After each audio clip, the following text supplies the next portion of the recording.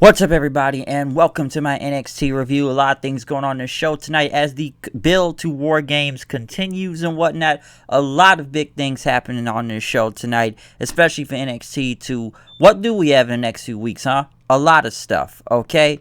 But we do kick it off with footage from last week. It is official. At War Games, it will be the Undisputed Era versus Pat McAfee, Pete Dunne, and Lord Cannon Birch in a War Games match made by William Regal. War Games, I can't do the whole thing, but it's always fun when he says it. But with that being announced for War Games, we do kick it off with Candice LeRae versus Ember Moon, which the match was already about to begin, as War Games is also coming up for the women. Candice LeRae is the leader of her own squad as Shotzi Blackheart. Throughout this match, though, Raquel Gonzalez and Dakota Kai ended up coming out watching this match and everything. They end up getting up on the apron at one point and jumping up there.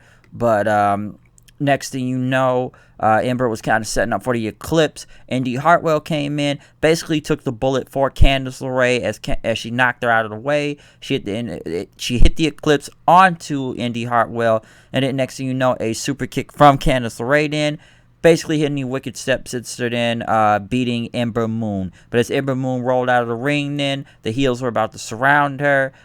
Toni Storm's music hit, actually, her coming for the save. She helped Ember Moon up. They were about to both get in the ring and go after Candice and them, but Toni Storm ended up taking Moon and throwing her into the steel steps, betraying her, and basically throwing her back into the ring, basically being fed to the wolves as Toni Storm was just laughing outside then after that. If you remember last week's promo, this partnership was only temporary, as they talked about last week. So Toni Storm is heel, folks. Didn't see that coming, I will say that. That was a very interesting thing. I'm surprised they turned a heel. I didn't really think they would right now and whatnot. At least we've seen Toni as a face for, NXT UK and the little time she's been on NXT here before and right now. But very, very surprised that they turned Toni Storm heel. Didn't really see that coming. It's interesting, I will say that, but did not really not expect that to happen to her to turn heel and whatnot. I don't know what the plans behind this, but we'll see if she's Gray's a heel, if it works out. For a favor and everything. But yeah, folks, Toni Storm turning heel on Ember Moon and just throwing her to the wolves out there. Legado del Fantasma were in, I guess, sitting there almost like having like a meeting with some drinks and whatnot, talking about how, they've had a great year and they've taken out everybody in the Cruiserweight division from, Swerve, Jake Atlas and Adonis, which they said, who you got left? And then they talk about some dude named Kurt Stallion. I guess he's on 205 or something. I don't watch 205, so I can't really tell what's going on. Then again, I've already said this about the Cruiserweight division on NXT right now. It revolves around the same 3-4 guys. I even got to the point was, who else does the Escobar really have to face, huh? Like, literally, who else does he have to face other than with this guy they just named? Because I don't really know anybody else on the I don't know anyone else on the Cruiserweight division. I don't, okay? And you've had the match with Swerve like 3-4 different separate times and the same dudes also. So, I don't know, man. It's not like they really had anybody to face. Like, come on, who did Escobar really face for this title? It's not really anybody in the Cruiserweight division. So, we'll see what this Kurt Stallion dude does, but I don't know. Okay, who else do they really got to face? Next, though, Undisputed Era came out as Pat McAfee said he was not going to be here tonight. Cole ended up calling him like a coward and everything. And for years, everyone's tried to take out the Undisputed Era, but they have all failed. And, Cole said that he was reminded how he kicked Pat McAfee in the face last week. And basically, we're going to make him famous, and that's at War Games. And, we're going to take this advantage match. They won the advantage matches before, and this will be no different and whatnot. But then next thing you know, Kyle O'Reilly stepped up and says, I need to do this, especially after what happened at Halloween Havoc, and Pete Dunne took me out. And Cole says, all right, you want to do this? Okay. And you're angry. I like this new Kyle O'Reilly. He's angry right now. This is the same man that took out the NXT champion, and that same man, Pete Dunne, that hit him in the back with a chair, and he's going to get his payback tonight. And, we usually fight for, respect and championships, but this is about dragging Pat McAfee through hell, and now we're going to take him to hell, and now we're going to remind him who the hell we are around here as the Undisputed Era, and that he will never be the same, and that it would be undisputed. So, great promo from Adam Cole, especially going into War Games and whatnot. So this is good, real good. And like I say, him looking in the camera, all these guys coming out. Some good shit right here, all right? Real good shit. So really great promo from Adam Cole. Kenzie Mitchell had tried to interview Candice LeRae in the back. Actually, didn't really want to say anything other than saying that Raquel Gonzalez and Dakota Kai are on her team. And also Toni Storm is on her team. So Candice LeRae has her whole team set up for War Games and whatnot. So, yeah, like I said, folks, Toni Storm heel, and she's part of the team now. Next, Timothy Thatcher, who was already out there, was about to face Kushida. Tommaso Ciampa came out in a chair and sat. This was a good match, I will say, but my one gripe with this match, some would say. Now, I know Ciampa was out there sitting most of the time, and Thatcher got distracted, even hitting his own arm into the ring post. Kushida slamming it onto the ground, kicking his arm and shoulder and whatnot. Thatcher was able to get him down there, but Ciampa hit the chair on the ground, which Thatcher ended up getting distracted, and Kushida hit the hoverboard lock for the win. Listen, I like Timothy Thatcher, but he's taking way too many L's, okay? It's like he beats these underneath guys and whatnot, but when it comes to a lot of these big matches he's been in, he's always the one taking the L, okay? Champ said, what's he got a problem with me now, huh? Before he left and whatnot. But Thatcher, and it's Kushida, so I kind of figured they was going to have him lose to Kushida. Kushida's been racking up a lot of wins lately in NXT. I just don't know where they're really going with him right now. And Thatcher, I just think he takes way too many L's, okay? Way too many L's, especially with the stuff he's doing and whatnot. So, why? I'm not even sure, especially even losing to Kushida and whatnot. But, ended up happening.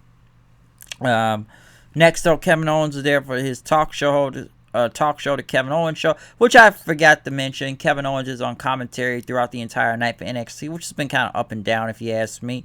But Kevin Owens talked about last time he was invited was back in last November, which I was actually at War Games, so I can say that still. I was at last year's War Games matches and whatnot, and I saw when Kevin Owens came out too.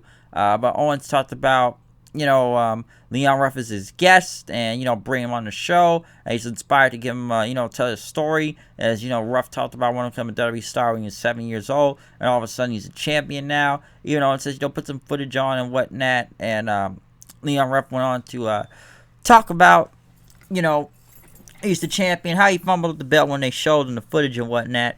But he said he wants to be an inspiration. He's proud of himself and everything, and tell everybody that you can always follow your dreams and whatnot.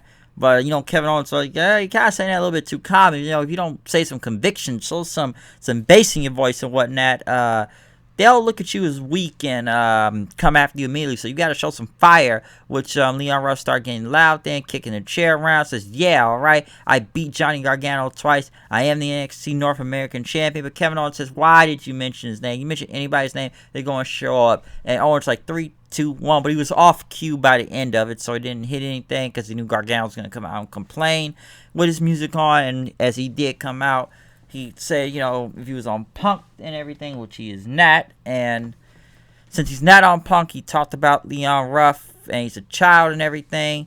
And Kevin Owens tried to get him a chair, but Gargano didn't want the chair and threw it out. And then he put another chair in, and Gargano says, I just threw that chair out. Owens said, oh, don't worry about it, something else, okay? But Gargano went on to talk about Damian Priest then, and choked about he only pops up when his name is mentioned. And which Kevin Owens said, since you mentioned his name, now he's out here too. So Damian Priest came out there, says you need to fix, face reality and whatnot. And Gargano ended up starting to talk about Leon Ruff then. You can beat him anywhere, that he's a joke. He ended up pushing him onto the chair on the ground and whatnot, where Kevin Owens was sitting. Damian Priest basically kind of wanted to say, I never got my title shot. And you said you could do a triple threat match, right? Which Owen says, we need Teddy Long out here for right now, which I consider Teddy Long especially was mostly tag team matches or putting you one-on-one with The Undertaker, not saying he hasn't made triple threat matches, just those are the two main ones he would really say, okay? And whatnot.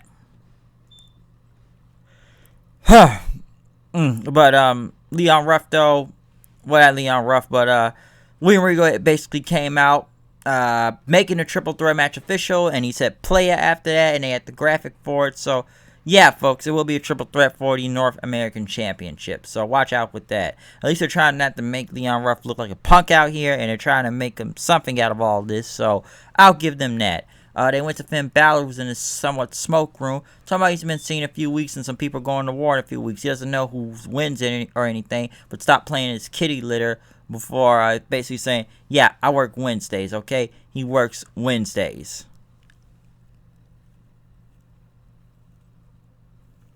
But yeah, the segment, though, it was okay. It had its parts up and down there, but the segment was okay and whatnot.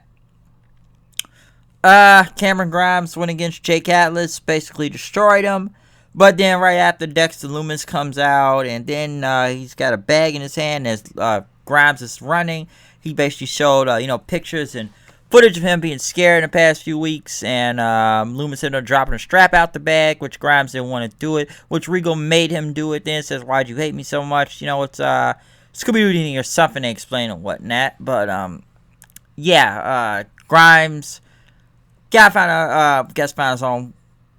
Not Grimes, but why is this feud even continuing in general, especially now to a strap match or whatnot? Because how many more matches are we going to see these two win? I'm not even sure at this point, but yeah, I'm not even sure at this point where it's going.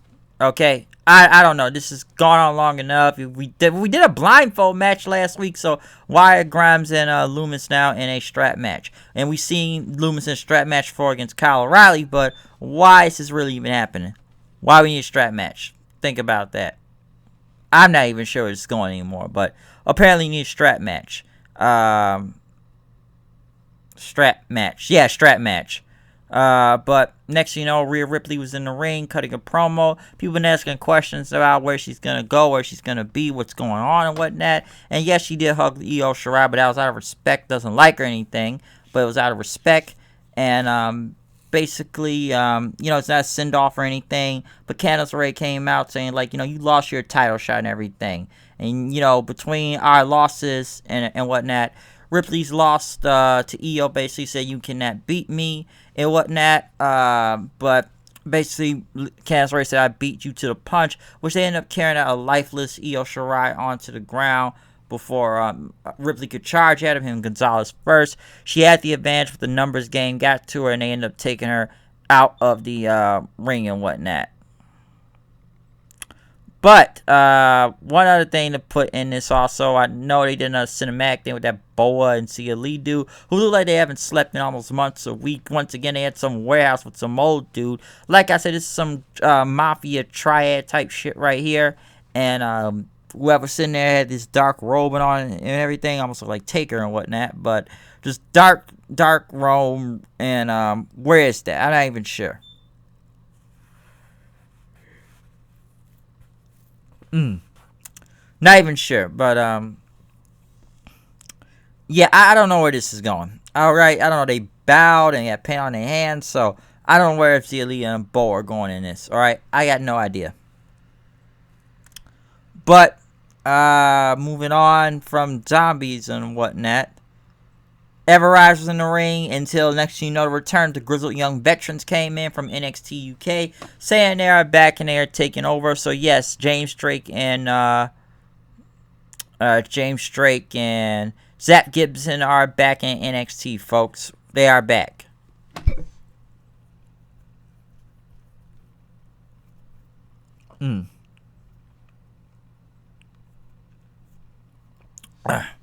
Yeah, but yeah, like I said before, they are back though.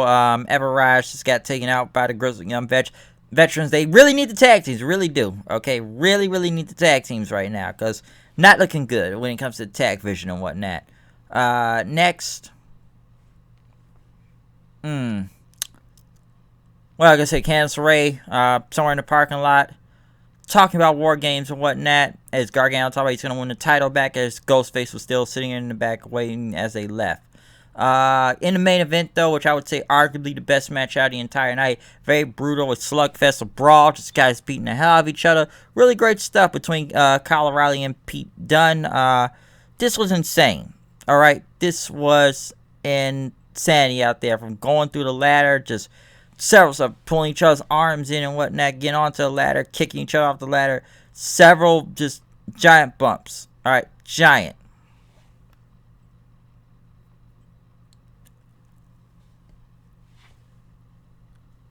Like I said, very giant. But yeah, other than that though, yeah, it's basically NXT unless you want to go anything else more of that with the steroid lawsuit. I'm not even sure, but yeah, 20 was it live $25 million? Yeah, $25 million, I believe it was. Not even sure or why it's cost that much.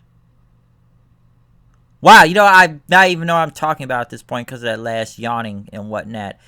But yeah, like I said before, these spots, I started talking about a video game. Wow, where's my mind right there? But like I said before, these guys beat the hell out of each other. Just insane stuff, pushing each other into the ladder and whatnot, even going to the outside of the ring. Dunne giving them like a, bitter in onto the barricade and whatnot. But, Roddy was able to stop him, taking him out of there, pushing him out of it. So, yeah, I'm sure we all remember how that went, and Pete Dunne ended up winning the briefcase for his advantage. But yeah, like I said, these guys had the hell of each other beating, just punching, a lot of kicking, a lot of stuff. Okay, a lot of stuff. But yeah, that's what I really got to say about NXT. Great show in general, though. All right, Pete Dunne gets the advantage to the War Games and whatnot since the Undisputed Era watch. I recommend going back to look at this match in general. This match was great. This match was awesome. Just check it out.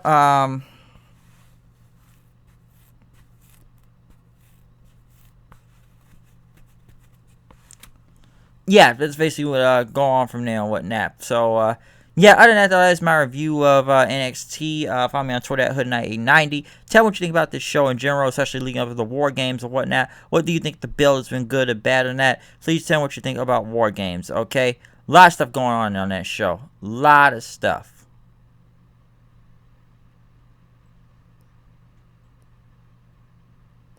So, yeah, we'll see what happens from there.